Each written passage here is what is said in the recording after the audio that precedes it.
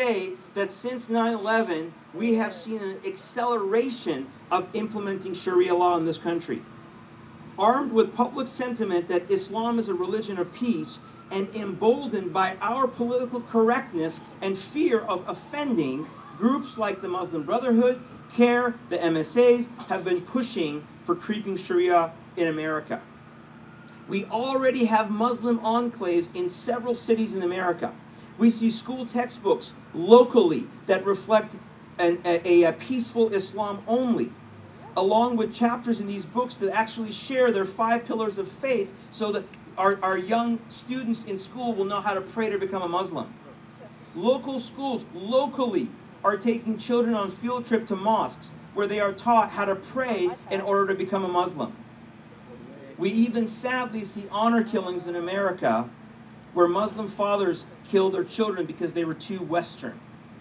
There's many more examples that I can share with you if time permitted. Lastly, one of the most troubling infiltrations that we see is due to our open borders, sanctuary city policies, and amnesty mentality towards illegal immigration. All of these factors are allowing Hezbollah, which is a terrorist organization funded by Iran, to come into this country untracked and unaccounted for. Hezbollah has been operating in Mexico for the past 5 to 7 years, working with the drug cartels there. This is why I believe that we must change the dialogue on illegal immigration from a civil rights issue to a national security issue. So I've shared a lot with you, but this is only a small part of my total presentation if I had time to give it. I want to leave with you with some practical steps in order to stop Islamists from infiltrating our government and implementing Sharia law.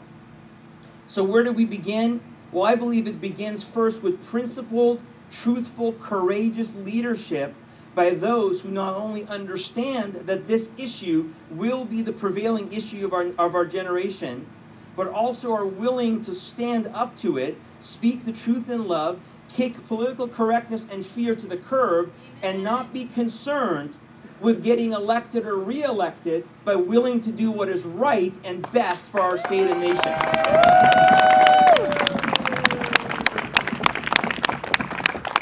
We must also work to protect our laws and our Constitution by advocating for a law that 4 states have already passed that's called American Laws for American Courts, and advocating that any judge that dares apply foreign law to our Constitution or our courts should be immediately brought up on impeachment charges.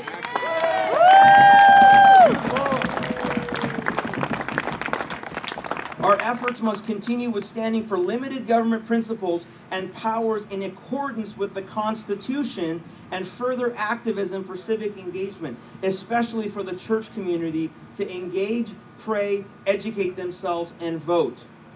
Our resolve must continue by securing our borders permanently and lawfully dealing with illegal immigration. And lastly, and I believe that this is a moral obligation, we must stand with our greatest ally in the Middle East. That is the nation of Israel.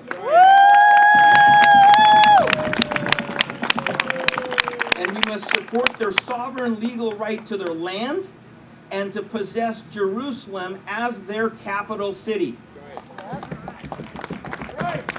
So I want to thank you all for your activism, for your passion for our government and our nation. Our voices are being heard.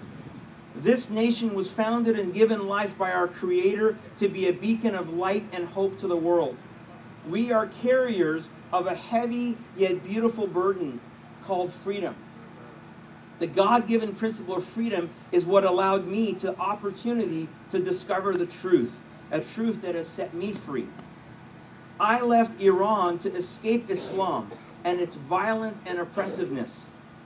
I now unfortunately see Islam rearing its head in our nation. And I say to you, as a former Muslim, now Christian, as an immigrant and proud American, Islam cannot take root on our watch. You see, I have nowhere else to go if America falls or is brought down from within. This nation is the last stand.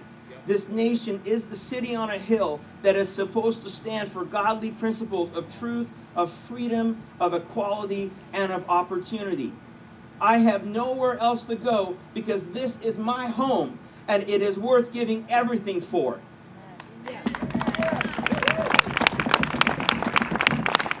So if you would like further information on my presentation and would like me to come and share with a group or your church, please come and talk to me afterwards. I'm just over there at the little booth with the Till Project.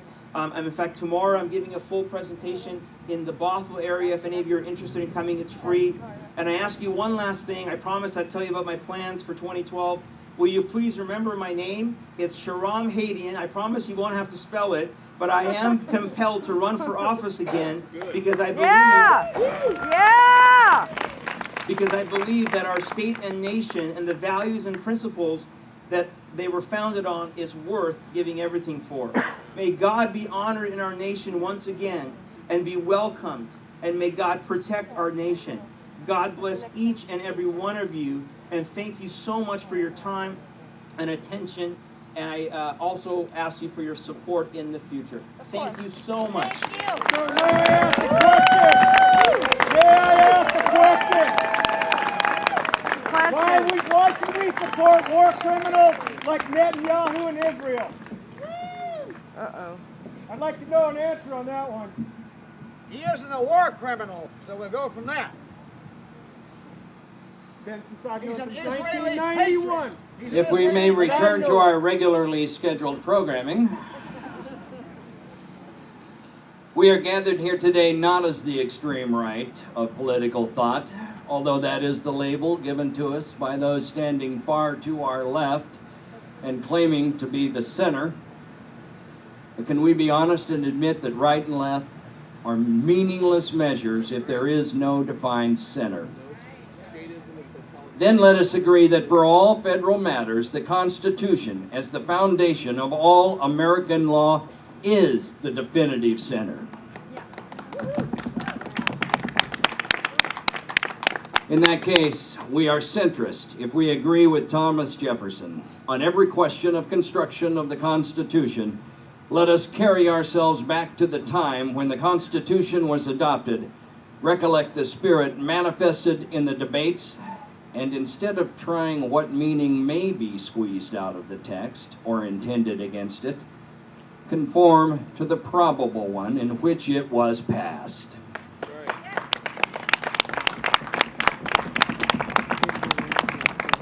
Our next speaker is a practicing attorney in Everett. He's the 2010 recipient of the Ellen Craswell Legacy Award and one of the first lawyers to challenge the eligibility of Obama in 2008 with the Roe v. Reed. Gosh, that's so Roe v. Wade right there. Case, and he is the spokesman for the U.S. Patriots Union, a group which has introduced the proposed State Nullification Reaffirmation Act, and he has just recently released his third book, which will be on Amazon.com shortly, entitled The Obama Error. He has many noticeable accomplishments, but rather than hearing more of what he's done, let's hear what he has to say today. Stephen Pidgeon.